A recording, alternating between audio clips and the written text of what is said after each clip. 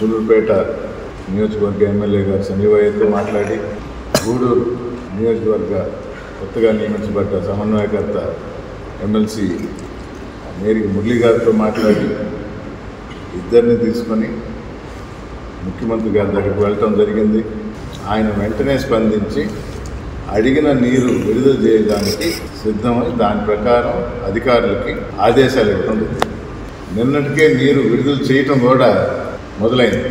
అంటే మేము అడిగింది కూడా different channels, 2nd branch 3rd branch ఉంది, గూడూరు పోయేది 5th బ్రాంచ్ 7th బ్రాంచ్ ఉంది, మధ్యలో 4th బ్రాంచ్ కూడా ఉంది.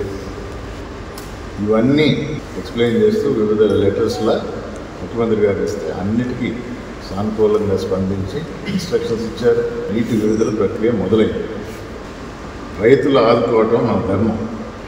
తక్కువ నీటి నిల్వ ఉన్నా కూడా అవసరాలు గుర్తించి మేలు చేకూర్చే మన ముఖ్యమంత్రి గారు ఈ నీటి విడుదలకి ఆదేశించారు. మాజీ ఎమ్మెల్యే గారు రామకృష్ణ గారు ఇప్పుడు నేను వెళ్ళి ధర్నా చేస్తాను, డ్యామ్ దగ్గర పోయి నిరాహార దీక్ష చేసినట్టు డ్యామ్ దగ్గర పోయి రెస్ట్ తీసుకోవడానికి అనుకుంటున్నారో ఏంటో మరి. వాటర్ రిలీజ్ అయింది బాబు. సీఎం గారిని కలవటం జరిగింది, ప్రెస్లో వచ్చింది. అడిగిన దానికి వెంటనే స్పందించి ఆయన ఆదేశాలు ఇవ్వడం జరిగింది.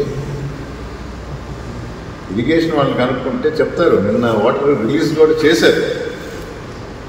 మరి ఎవరిని మభ్యపెట్టాలని? తెలుగుదేశం ప్రభుత్వం అధినేత చంద్రబాబు గారి దగ్గర నుంచి అందరూ నేర్చుకున్నది ఇదే. ప్రజల్ని ఎలా మభ్యపెట్టాలి, మాయ చేయాలి, మాయ మాటలతో ఎలా మోసం చేయాలి. రిలీజ్ అయిన నీళ్ళకి నేను పోయి డ్యామ్ దగ్గర కూర్చొని ధర్నా చేస్తాను, ఇంతకన్నా అసలు హాస్యాస్పదమైనది ఏమైనా ఉందా? మా కాలంలో బ్రహ్మాండంగా చేశాము, నా టచ్ పోలా. ఈ ఫోటో చూస్తే ఆయనకి ఏమైనా గుర్తొస్తుంది, లేకపోతే మీకేమన్నా గుర్తొస్తుంది? 2016 ఫోటో. రైతులు పార్టీకి సంబంధించిన వాళ్ళు కాదు, స్వచ్ఛందంగా 100 చేతుల్లో బాటిల్ కూడా ఉన్నాయి. పురుగుల ముందు ఆత్మహత్య చేసుకుంటాము, నీరు విడుదల చేయమని. అప్పటి ప్రభుత్వం తెలుగుదేశం ప్రభుత్వం, ఇక్కడ ఎమ్మెల్యే రామకృష్ణ గారు. ఇది జరిగింది ఈ నియోజకవర్గంలో. మర్చిపోయారు ఇంకా క్లోజప్ షాట్. అంటే ఎవరిని మభ్యపెట్టాలని చూస్తున్నారు, ఎవరిని మోసం చేయాలని చూస్తున్నారు?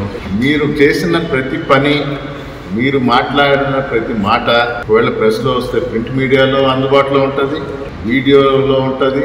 ప్రతిదీ జనానికి గుర్తు లేకపోయినా మా బాధ్యతగా మేము కూడా గుర్తు చేస్తాం.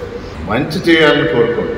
14 సంవత్సరాలుగా ఉన్న ముఖ్యమంత్రి చేయలేదే, మీరు 10 సంవత్సరాలుగా ఎమ్మెల్యేగా ఉన్నారే. కరువు కాలంలో ఎలా కాపాడారు? 1 సంవత్సరం వరద, 4 సంవత్సరాల్లో సాగునీటి కోసం ముఖ్యమంత్రి గారి దృష్టికి, అప్పటి ముఖ్యమంత్రి దృష్టికి తీసుకువెళ్ళి నీళ్లు రిలీజ్ చేయాలని కోరినట్లు ప్రెస్లో ఎక్కడన్నా చూపించగలరా? 3 టీఎంసీలు ఉన్నాయి, నీళ్ళు ఎందుకు ఇవ్వటం లేదన్నారు. 12 టీఎంసీలు ఉన్నాయి. డెడ్ స్టోరేజ్ అంటారు 11 టీఎంసీలు అంటే. అయినా కూడా మా ముఖ్యమంత్రి గారిని కన్విన్స్ చేసి అక్కడ పోయి దానికి ఫోటోలు కూడా ఉన్నాయి. మేము కాగితాలు ఇవ్వటం కానీ, అక్కడ తీసుకున్న ఫోటో కానీ, రిలీజ్ చేసిన దానికి తార్కాణం మీరు అక్కడ పోతే కనబడుతుంది. నీరు విడుదల చేయాలి. ఉన్న వాస్తవాలు తప్పుపెట్టి లేని అబండాలు, అది ప్రభుత్వం మీద, జగన్మోహన్ రెడ్డి గారి మీద. మీకు ఏమి కనబడటం లేదు. అభివృద్ధి అంటే ఏంటి? 17 మెడికల్ కాలేజెస్ అభివృద్ధి కాదా? 4 పోర్ట్లు, మేజర్ పోర్ట్లు అభివృద్ధి కాదా? 10 షిప్పింగ్ హార్బర్లు అభివృద్ధి కాదా?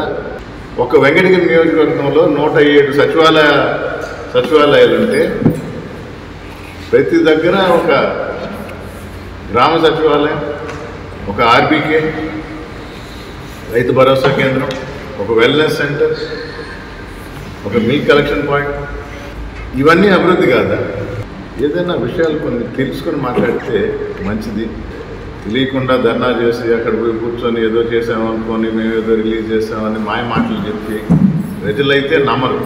మీకు తెలియదేమో అని తెలియజేస్తున్నారు. నీళ్ల విడుదల ఆల్రెడీ మొదలైంది. ఇప్పుడు మీకు ధర్నా చేయాల్సిన అవసరం లేదు, ప్రజలను మోసం చేయాల్సిన అవసరం లేదు. డెడ్ స్టోరేజ్ కన్నా తక్కువ ఉన్నా కూడా రైతులను ఆదుకోవాలనే నిర్ణయం జగన్మోహన్ రెడ్డి తీసుకున్నారు. ఆ ప్రక్రియలో నీటి విడుదల ఒక్కొక్క రోజు పెరుగుతూ పోతాం.